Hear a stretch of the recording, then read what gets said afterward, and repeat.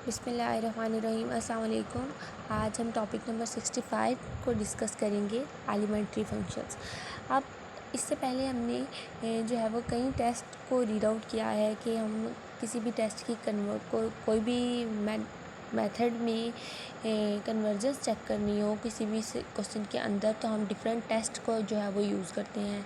Ratio test use करते हैं, root test use करते हैं, हैडमॉइड रेशियो टेस्ट यूज़ करते हैं। तो इससे पहले हमने किसी भी इक्वेशन की कन्वर्जेंस चेक करने के लिए डिफरेंट टेस्ट को जो है वो यूज़ किया है।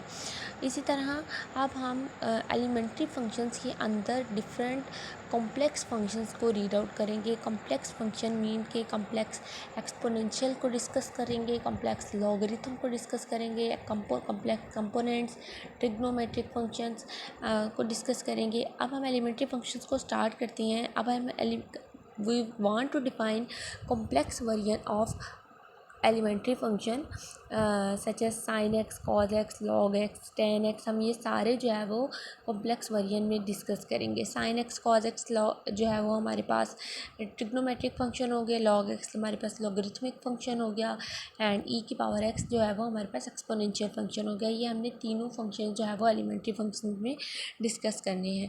क्राइटेरिया क्या है कि r सबसेट है सी का। आर यहाँ पर बेसिकली एक रियल नंबर्स हैं और सी यहाँ पर एक कॉम्प्लेक्स नंबर्स हैं। So the restriction of these functions to R must give the corresponding real valued function. R पर रिस्ट्रिक्शन लग गई है कि वो सी के अंदर ही जो है वो वैल्यू देगा या सी जो है वो आर के अंदर ही वैल्यू देगा। तो हमारे पास क्या है कि आर जो है वो एक restriction of this function to R must give the corresponding real valued function. तो हमारे पास जो भी वैल्यू आएगी वो रियल नंबर से ही रिलेटेड आएगी। The properties of these new functions must correspond to their real counterparts. तो हम हमेशा हम उसके रियल पार्ट को लेकर जो है वो चलेंगे। हमारे पास अगर कोई कम्प्लेक्स फंक्शन गिवन है या हमारे पास अगर कोई रियल फंक्शन गिवन है, तो हम उसके अंदर जो है वो उस रियल फंक्शन को कम्प्लेक्स फंक्शन से जो है वो रिप्लेस कर देंगे। तो हमें हमेशा सारी की सारी जो प्रॉपर्टीज़ हैं एक न्यू फंक्शन की वो रियल काउंटर पार्ट से हमें कॉम्प्लेक्स काउंटर पार्ट पे ले जाएंगी। मतलब कि रियल पर कॉम्प्लेक्स काउंटर पार्ट की एक रिस्ट्रिक्शन लगी हुई है। नेक्स्ट है आपके पास, for example we are considering sine x cos x, और अगर हम साइन और कॉज एक्स को कंसीडर कर रहे हैं तो उनका साइन का स्क्वायर कॉज का स्क्वायर और उनका सम जो है वो हमारे पास जैसे कि 1 के इक्वल होता है।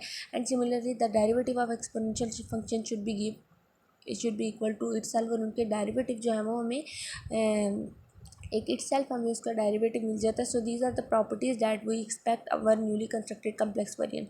अब हम कम्प्लेक्स वेरिएंट को स्टार्ट करते हैं कि इसके अंदर है क्या। इन पर्टिकुलर हमें पता है कि फंक्शन ऑफ एक्स जो है वो समीशन या सिग्मा n इक्वल टू 0 से इन्फिनिटी तक a n x माइनस ए की पावर n के इक्वल होता है। और ये हमारे पास जो a और a n होता है ये फिक्स्ड होता है। हम इसकी डोमेन जैसे हमने रीड आउट किया था कि डोमेन इसकी क्या होती है, कलेक्शन ऑफ द a और a n होता है जिसे हमें उसकी कन्वर्जेंस चेक करते हैं। अब ये जो a और a n होते हैं ये एक रियल नंबर्स होते हैं और x जो है यहाँ पर वो एक रियल वेरिएबल होता है। We can extend the domain to c by defining. हम इसकी डोमेन को अभी हमने इसको एक एज अ रियल फंक्शन जो है वो एक्सप्लेन किया है। रियल फंक्शन मतलब अगर आप x पे एक्सप्लेन कर रहे हैं तो वो रियल फंक्शन है। अब हम इस फंक्शन को कॉम्प्लेक्स वेरिएबल में लेकर चलते हैं। कॉम्प्लेक्स मतलब कि x है तो आपका फंक्शन ऑफ z हो जाएगा। a n और a जो है आपके पास रियल नंबर्स थे। अब हमने c n और अल्फ़ा को जो है वो कॉम्प्लेक्स नंबर्स कह दिया, और जो z है आपका यहाँ पर वो एक कॉम्प्लेक्स वेरिएबल है। आपका x रियल वेरिएबल था, अब आपका z एक कॉम्प्लेक्स वेरिएबल हो गया। उसके बाद आपके पास कॉम्प्लेक्स एक्सपोनेंशियल फंक्शन क्या होते हैं। कॉम्प्लेक्स एक्सपोनेंशियल फंक्शन में हमारे पास e की पावर x जो है वो हमारे पास एक e जो है वो कॉन्स्टेंट इरेशनल नंबर है। e की वैल्यू होती है 2.718 and it is one of the elementary basic and important function in the real analysis. We know real exponential function हमने पावर सीरीज़ एक्सपेंशन पढ़ी थी, मैक्लॉन सीरीज़ पढ़ी थी, टेलर सीरीज़ पढ़ी थी।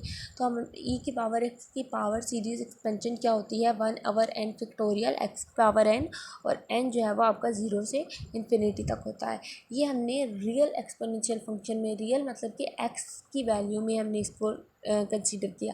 अगर हम इसी ई की पावर x को कॉम्प्लेक्स फंक्शंस में जो है वो चेक करें तो हमारे पास ई की पावर z हो जाएगा। हम ई की पावर z को एक्सपोनेंशियल ऑफ z भी कह सकते हैं। 1/n फैक्टोरियल हो जाएगा, और आपके पास x की पावर n था तो वो z की पावर n हो जाएगा। हमने रियल को कॉम्प्लेक्स एक्सपोनेंशियल फंक्शन से में एक तरह से रिप्लेस कर दिया। आप टू की properties that is associate to real exponential functions are, कि हमारे पास हमने इन दो प्रॉपर्टीज़ को प्रूव करना है। फर्स्ट कि अगर हम ई एफ एक्स का डेरिवेटिव लेते हैं तो हमारे पास दोबारा ई की पावर एक्स ही आता है। एंड सेकंड वन इज़ ई की पावर x1 जमा x2। अगर आपके पास एक्सपोनेंशियल फंक्शन में दो वैल्यूज़ जो है वो सम हो रही हैं तो वो उसमें के प्रोडक्ट की इक्वल होती हैं। ठीक है, we want to see if these properties hold for complex exponential function और नॉट। हमने चेक करना है कि ये कॉम्प्लेक्स एक्सपोनेंशियल फंक्शन के लिए ये प्रॉपर्टीज़ होल्ड करती हैं या नहीं करती हैं। इससे पहले हमने also we will give the proof of Euler formula. हम आइलर फार्मूला को भी जो है वो प्रूव करेंगे। ये Euler formula e iota theta cos theta जमा आयोटा साइन थीटा। इससे पहले हमने आइलर फार्मूला एक टॉपिक में या एक वीडियो में डिस्कस किया है। अब हमारा जो ई की पावर एक्स इक्वल टू ई की पावर एक्स डेरिवेटिव लेने से वही चीज़ जाती है। ये हमारे पास एक रियल फॉर्म में फंक्शन था। अब हम इसको अगर कॉम्प्लेक्स फॉर्म में चेंज करें तो ई की पावर जेड हो जाएगा, और उसका आंसर भी हमारे पास ई की पावर जेड ही आता है। और ई की पावर z1 + z2 हो जाएगा, और कोई वैल्यूज़ का अगर जो है वो ऐड हो रही हैं एक्सपोनेंशियल फंक्शन की पावर में तो वो मल्टीप्लाई भी होती है। अब हम इसका प्रूफ चेक कर लेते हैं। सबसे पहले फर्स्ट वाले का प्रूफ चेक करते हैं। ई की पावर जेड जो है वो एक्सपोनेंशियल ऑफ ई की पावर जेड का डेरिवेटिव लें तो दोबारा वही वाला फंक्शन आ जाता है। अब हमारे पास पता है कि ई की पावर एक्स की पावर सीरीज़ एक्सपेंशन जो है वो 1/n फैक्टोरियल एक्स की पावर n थी, तो हमने इसको z से रिप्लेस कर लिया। सिंपल 1/n फैक्टोरियल एक्स की पावर n थी, हमने इसको z की पावर n कर दिया, और ई की पावर x था वो ई की पावर z हो गया। We have to find term by term differentiation. हम इसके हर पार्ट की को डिफ्रेंशिएट करते हैं कि क्यों डिफ्रेंशिएट करते हैं। सबसे पहले हम इसकी रेडियस ऑफ कन्वर्जेंस चेक करेंगे। रेडियस ऑफ कन्वर्जेंस चेक करने के लिए हम क्या करते हैं, हमारे पास एक टर्म है अंदर, in this case first we have, हमारे पास एक टर्म है अंदर Cn = 1/n फैक्टोरियल।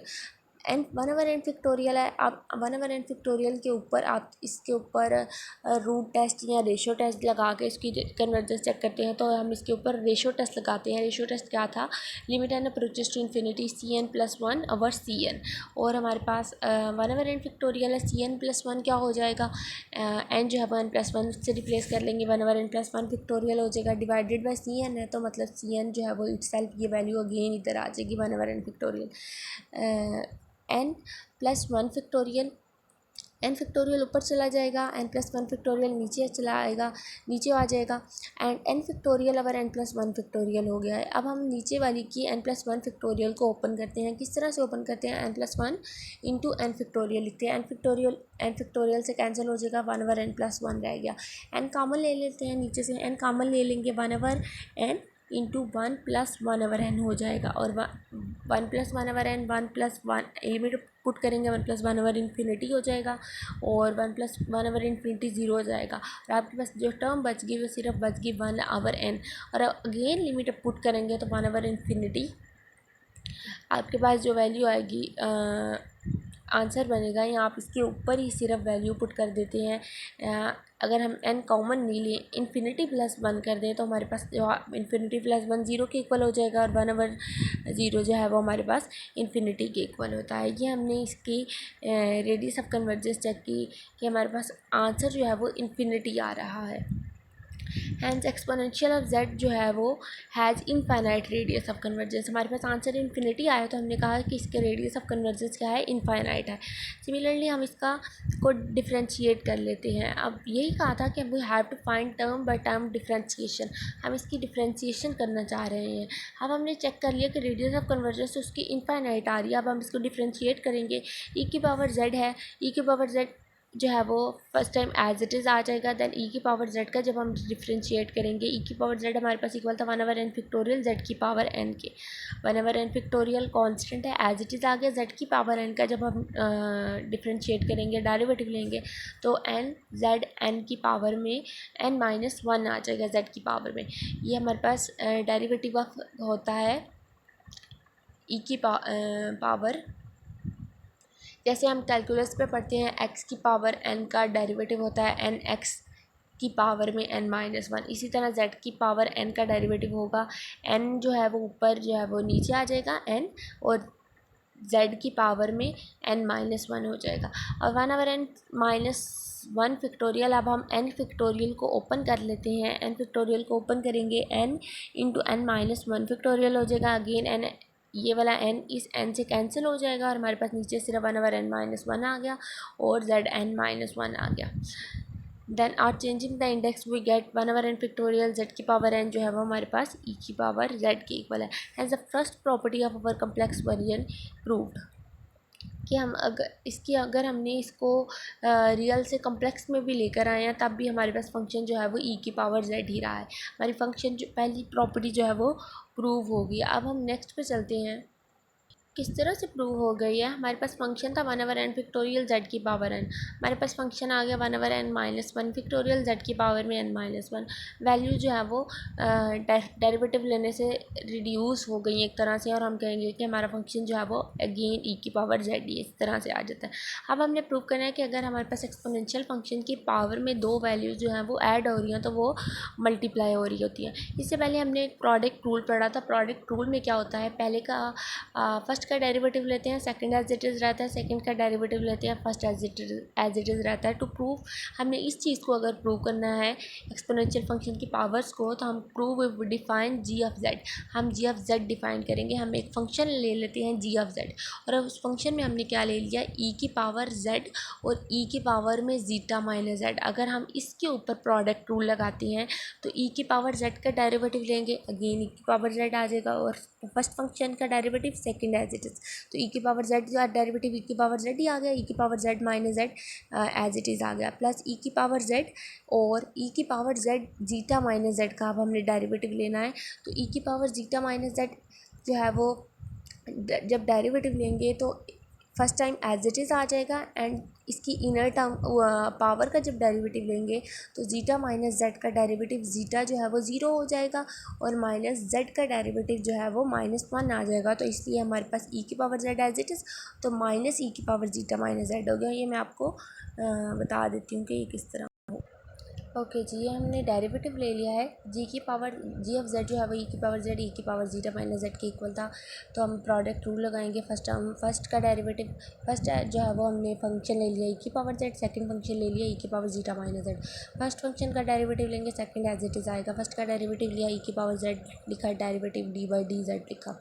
उसके बाद प्लस ई की पावर जेड लिखा, और सेकंड का डेरिवेटिव लिया D over D of Z लिखा, तो ई की पावर जीटा माइनस जेड का डेरिवेटिव ले लिया।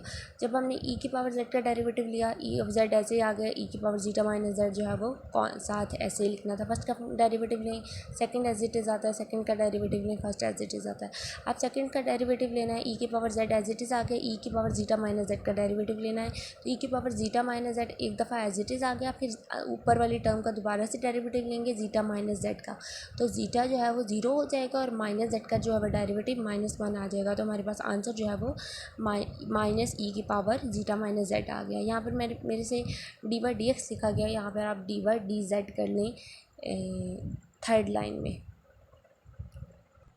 यही चीज़ आई है हमारे पास डेरिवेटिव लेने से। अब हमने इस सारे के सारे फंक्शन को जो हमने डेरिवेटिव लिया जी ऑफ जेड का, वो इक्वल टू ज़ीरो रख दिया। हमने कहा कि जी ऑफ जेड एक कांस्टेंट फंक्शन है, and g of z is equal to g of zero. हमारा सारा का सारा फंक्शन जो है वो ज़ीरो हो गया है, मतलब कि आपके पास ई की पावर सारी वैल्यूज़ में हम जी की जगह पर ज़ीरो पुट कर देते हैं। ई की पावर जेड है तो ई की पावर में ज़ीरो पुट किया, किसी भी की पावर में 1 ज़ीरो हो तो वो 1 होता है। फिर ई की पावर जीटा माइनस जेड है, तो ई की पावर जीटा माइनस ज़ीरो किया, तो ई की पावर जीटा रह गया सिर्फ फर्स्ट वाली टर्म में। फिर इस वाली टर्म में हमारे पास क्या हुआ कि ई की पावर जेड था, ई की पावर ज़ीरो जो है वो हमारे पास वन हो गया, माइनस ई की power zeta minus z, minus e की पावर ज़ीटा माइनस ज़ीरो हो जाएगा और हमारे पास जो है वो माइनस ई की पावर ज़ीटा रह जाएगा। ई की पावर ज़ीटा माइनस ई की पावर ज़ीटा, हमारे पास आंसर जो है वो यहाँ पर ज़ीरो हो गया। हमने कहा कि हमारा जो आंसर है ना वो ई की पावर ज़ीटा आ रहा है। Now using g is equal to Z1 and zeta is equal to Z1 plus Z2 in g e की power zeta is equal to g of z. अब हमने ई की पावर जी जो है वो हमने Z1 कहा है और ज़ीटा जो है वो हमने Z1 प्लस Z2 कहा है। In e of zeta is equal to g of z. G of z किसके इक्वल आया हमारे पास? ई ऑफ ज़ीटा और ई ऑफ जेड और E minus zeta minus Z, इस पहली टर्म के इक्वल आया। वी गेट ई की पावर ज़ीटा 1 जमा ज़ीटा 2 जो है वो हम उसको प्रोडक्ट फॉर्म में भी लिख सकते हैं। इसके बाद हमारे पास आयलर फार्मूला को हमने कॉम्प्लेक्स फंक्शन में जो है वो कॉम्प्लेक्स एक्सपोनेंशियल फंक्शन में प्रूव करना है। तो theta is a real number, हमारे पास ये आयलर फार्मूला है, हमने थीटा की रिस्पेक्ट से देख लिया। तो ई की पावर अयोटा थीटा है तो हम cos theta plus iota sine theta लिखते हैं। हमें ई की पावर एक्स की पावर सीरीज़ एक्सपेंशन पता है 1/n एक्स की पावर n, तो हमारे पास ई की पावर में अयोटा थीटा है तो बस फ़र्क ये आया है तो अयोटा थीटा की पावर में अब n हो गया है। अब हम इसकी इवन और ऑड टर्म सेपरेट कर लेते हैं। इवन टर्म जो है वो मतलब कि आपके पास 2n जो है वो आपका एक इवन टर्म होती है और 2n+1 जो है वो आपके पास ऑड टर्म होती है। अब हमारे पास 1/n था, जब हम इसकी इवन टर्म लिखेंगे तो 1/2n हो जाएगा। फिर अयोटा थीटा की पावर में n था तो अयोटा थीटा की पावर में भी 2n हो जाएगा और ये हमारे पास एक इवन टर्म आ गई। अब आठ टर्म लिखेंगे तो 2n+1 आठ टर्म हो जाएगी और उसकी पावर में भी 2n+1 चला जाएगा। अब अयोटा की पावर में भी 2n है, थीटा की पावर में भी 2n है, ये हमने इधर सेपरेट कर लिया। अयोटा की पावर में 2n अलहदा कर लिया, थीटा की पावर में 2n अलहदा कर लिया। इसी तरह से आठ टर्म में अयोटा की पावर में 2n+1 था तो अयोटा की पावर 2n और अयोटा की पावर में 2n+1 था, अयोटा की पावर 2n और अयोटा की पावर 1 लिख लिया। ये अयोटा की पावर 1 और ये अयोटा की पावर 2n लिख लिया। अब अयोटा की पावर 2n है, मतलब अयोटा का स्केयर और अयोटा की पावर n है। तो अयोटा का स्केयर हमारे पास -1 के इक्वल है तो हमारे पास आंसर क्या आ गया -1 की पावर n। इसी तरह से अयोटा का स्केयर है तो वो हमारे पास -1 हो जाएगा और -1 की पावर n हो जाएगा और ये वाला अयोटा जो है वो हमारा बाहर आ जाएगा और रियल और इमेजिनरी पार्ट जो है वो हमारे सेपरेट हो गए। अब हमने इसको कह दिया कि ये हमारी ये जो टर्म आई है ये हमारे पास कॉस थीटा है और ये जो टर्म आई है 2n+1 ये हमारे पास साइन थीटा है और हमारे पास अयोटा का साइन भी बाहर आ गया। इसी तरह से हमारे पास आयलर फार्मूला जो है वो प्रूफ हो गया। अब हम आयलर फार्मूला को डी मॉरिस थ्योरम में भी जो है वो देखते हैं। Cos theta plus iota sine theta की पावर n होता है तो cos n theta plus iota sign n theta लिख लेते हैं और cos theta plus iota sign, इसको प्रूव कर लेते हैं। किस तरह से प्रूव करेंगे? ई अयोटा थीटा की पावर में n और ई अयोटा एन थीटा हो जाएगा, मतलब आप ई अयोटा एन थीटा को लिखेंगे cos n theta plus iota sine n theta. N जो है वो आपका इधर जाकर मल्टीप्लाई हो गया है। इसी तरह जब आपने ई की पावर जेड लिखा, जेड को आप एक्स प्लस अयोटा वाई कहते हैं। ई की पावर एक्स ई की पावर अयोटा वाई हो गया, ई की power x as it is आ गया। ई की पावर अयोटा वाई को आप आयलर फार्मूला से लिख लें कॉज अयोटा वाई जमा साइन अयोटा वाई। अगर आपके पास यहाँ पर टर्म वाई है तो आप कॉज वाई लिखेंगे, अगर हमारे पास यहाँ पर टर्म थीटा होती तो हम cos theta plus iota sine theta लिखते हैं। इसी तरह से हमने इसकी सारी चीज़ों को प्रूव कर दिया है कि हमारे पास दो प्रॉपर्टीज़ हमने प्रूव कर या हम इसकी डेरिवेटिव लें तो वो अगेन वही आता है और अगर उसको हम की पावर में अगर कोई दो चीज़ें ऐड हो रही हैं तो हम उसको प्रोडक्ट में लिख सकते हैं। Using this expression of e z, हम इसके से इसी एक्सप्रेशन को यूज़ करते हुए एक्सपोनेंशियल फंक्शंस की कंटिन्यूटी और डिफरेंशिएबिलिटी चेक कर सकते हैं। If we restrict complex function to only real numbers, अगर हम सिर्फ रियल नंबर्स के लिए कम्प्लेक्स फंक्शंस को रख लें तो हमारा जो y है वो ज़ीरो हो जाएगा। हमारे पास g is equal to x plus iota y की जगह पे ज़ीरो रख देंगे। इसी तरह ई की पावर z में अगर हम इसकी फंक्शंस को चेक करें तो ई की power x plus iota y है, ई की power x as it is आ गया, y को हमने ज़ीरो कर दिया तो cos zero plus iota sine zero, आपके पास फंक्शन जो है वो ई की पावर x ही आया। इससे पता चला कि अगर हम रियल फंक्शन को एज आ कम्प्लेक्स फंक्शंस के लिए रिस्ट्रिक्ट कर दें तो हम x एज इट इज़ आ जाता है, हमारा y की टर्म जो है वो ज़ीरो हो जाती है। ये था हमारा टॉपिक नंबर 65। इसके बाद हम टॉपिक नंबर 66 को डिस्कस करेंगे एंड 67 को डिस्कस करेंगे। इसके बाद ऑनवर्ड चलेंगे। Thank you so much. अगर आपको वीडियो अच्छी लगी तो लाइक करें, शेयर करें और मेरे चैनल को सब्सक्राइब करें।